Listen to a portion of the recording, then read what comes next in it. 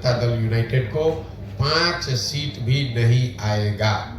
अगर आएगा तो हम बिहार की जनता के सामने खड़ा होकर अपनी गलती मानने को तैयार हैं। तो आपके हिसाब 5 सीट भी नहीं आएगा, उनको नहीं आएगा, उसके बाद उनके दल का विघटन होना अवश्य भावी है। सर, बिहार की राजनीति को आपने नजदीक से देखा है, कितना भी विकास की बात कर लीजिए, लेकिन जब वोट का वक्त आता है तो वही जाति देखी जाती है। आपका क्या इरादा, मतलब आप चुनाव के टाइम में बताएंगे कि मैं ये करूंगा? आपके जितना तो राजनीति की हमको समझ नहीं है, लेकिन अगर आप ही के बात को हम सही मान लें तो आप हमको समझा दीजिए कि मोदी जी को बिहार में तो वोट पड़ा है कि नहीं पड़ा है? पड़ा है। मोदी जी के जाति के कितने लोग बिहार में रहते हैं ये बता दीजिए। अगर जाति पर ही, आपने कहा कि हर आदमी जाति पर ही वोट देता है, तब तो मोदी जी को बिहार में एक भी वोट नहीं मिलना चाहिए था। इसी बिहार में 20% मुसलमान रहते हैं। ये सारे लोग जनता दल ये आरजेडी को वोट देते हैं, तो लालू जी की जाति और मुसलमानों की जाति तो एक नहीं है, तो क्यों देते हैं ये लोग वोट आरजेडी को? इतना जो आप लोग सिंप्लीफाई कर देते हैं कि सब जाते पर दे रहा है। अगर ऐसा होता तो ना मोदी को वोट मिलता हिंदुओं का, ना आरजेडी को वोट मिलता मुसलमानों का। वोट मूलतः यहाँ 4 बिंदुओं पर पड़ता है। पहला, उसमें एक जाति भी बड़ा मुद्दा है, लेकिन जाति एकमात्र मुद्दा नहीं है। समाज में एक बहुत बड़ा वर्ग है जो हिंदू मुसलमान के नाम पर वोट देता है। तीसरा, एक बहुत बड़ा वर्ग है जो भाजपा का वोटर नहीं है, लेकिन उसको लालू जी से विरोध है, लालू जी से डरता है, इसलिए जाके डर के मारे भाजपा को देता है। 5 वर्ष वो भाजपा के नेताओं को गाली देता है, लेकिन चुनाव जब दिखता है कि सामने आरजेडी जीत सकती है तो आरजेडी को तो दे नहीं सकता, तो जाके भाजपा को देता है।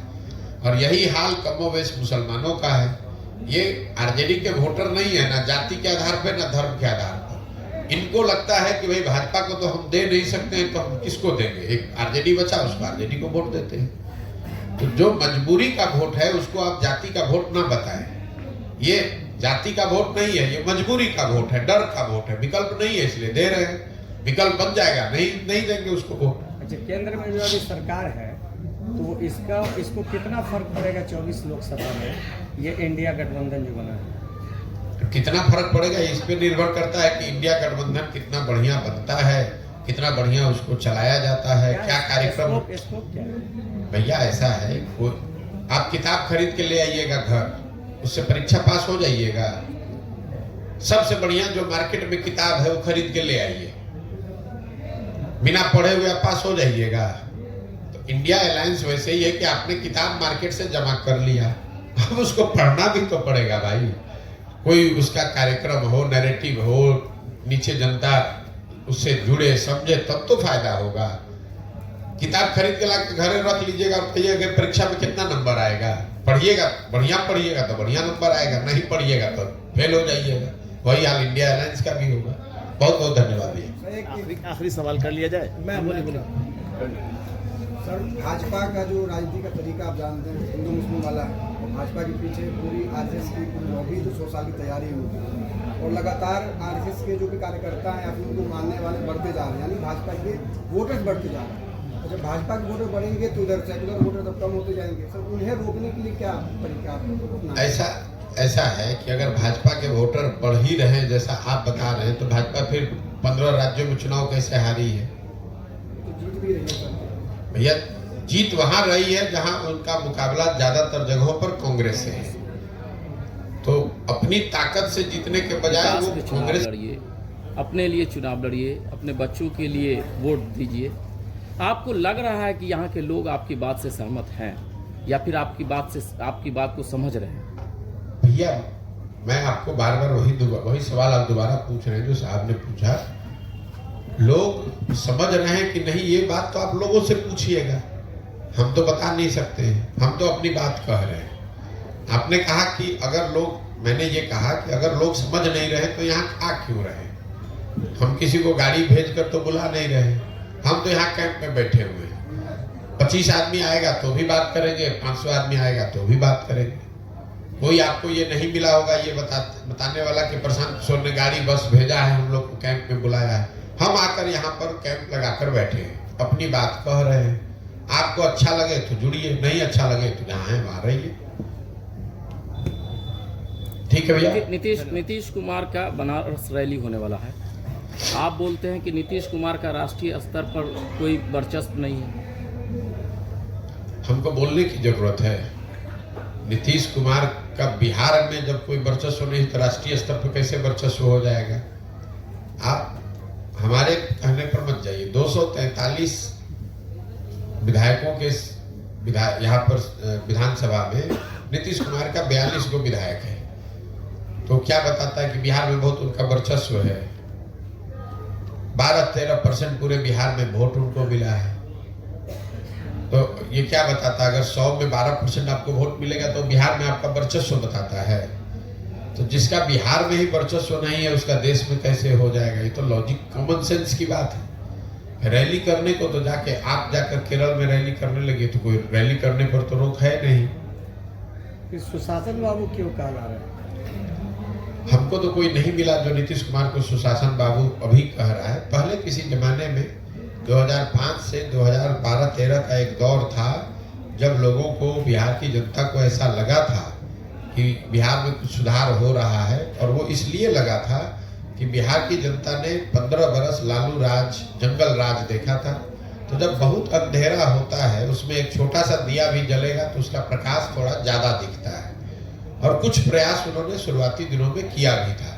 लेकिन 2014 के बाद जो नीतीश कुमार हैं उनको कोई भी सुशासन बाबू नहीं कहता। वो तो खुद ही अपने आप को अगर कह रहे हैं तो सुशासन बाबू कह रहे हैं, जनता तो नहीं कह रही है।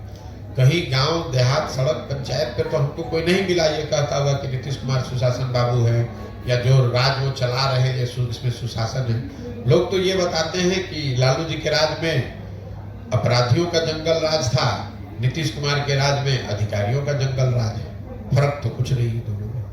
अच्छा, बहुत लंबे समय से नीतीश कुमार और तेजस्वी यादव एक मंच पे दोनों साझा नहीं किए, क्या लग रहा है आपको? नीतीश कुमार फिर भाई इतना हम दिमाग लगाते नहीं है। नीतीश कुमार कहाँ रहेंगे, तो किसके साथ मंच साझा कर रहे हैं, नीतीश कुमार को खुद नहीं पता है कि वो कहाँ रहेंगे। हमको इतना पता है कि नीतीश कुमार के राजनीति का ये अंतिम दौर चल रहा है। आने वाले कुछ महीनों में, खास करके लोकसभा चुनाव में चुनाव के साथ नीतीश कुमार के दल, जनता दल यूनाइटेड का विघटन शुरू हो जाएगा, और उसके बाद कुछ महीनों में उनका पूरी तरीके से यहाँ खात्मा हो जाएगा राजनीतिक तौर पर। वो न दल बचेगा, न दल के लोग बचेंगे, न दल के नेता बचेंगे। लोकसभा चुनाव तक जितना हाथ पांव मारना है मार लीजिए, 1-2 सीट जहां लड़ना है लड़ लीजिए। 1-2 कहीं कोई सफलता मिल जाए तो मैं नहीं कह सकता हूं, लेकिन हमने ये कहा है कि लोकसभा चुनाव में नीतीश कुमार के जनता दल यूनाइटेड को 5 सीट भी नहीं आएगा। अगर आएगा तो हम बिहार की जनता के सामने खड़ा होकर अपनी गलती मानने को तैयार हैं। तो आपके हिसाब 5 सीट भी नहीं आएगा, उनको नहीं आएगा। उसके बाद उनके दल का विघटन होना अवश्यंभावी है। सर, बिहार की राजनीति को आपने नजदीक से देखा है, कितना भी विकास की बात कर लीजिए, लेकिन जब वोट का वक्त आता है तो वही जाति देखी जाती है। आप केंद्र में जो अभी सरकार है तो इसको कितना फर्क पड़ेगा 24 लोकसभा में, ये इंडिया गठबंधन जो बना है? कितना फर्क पड़ेगा इस पे निर्भर करता है कि इंडिया गठबंधन कितना बढ़िया बनता है, कितना बढ़िया उसको चलाया जाता है, क्या कार्यक्रम। स्कोप क्या है भैया? ऐसा है, आप किताब खरीद के ले आइएगा घर, उससे परीक्षा पास हो जाइएगा। सबसे बढ़िया जो मार्केट में किताब है वो खरीद के ले आइए, बिना पढ़े हुए आप पास हो जाइएगा।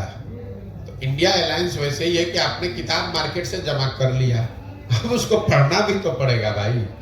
कोई उसका कार्यक्रम हो, नैरेटिव हो, नीचे जनता उससे जुड़े, समझे, तब तो फायदा होगा।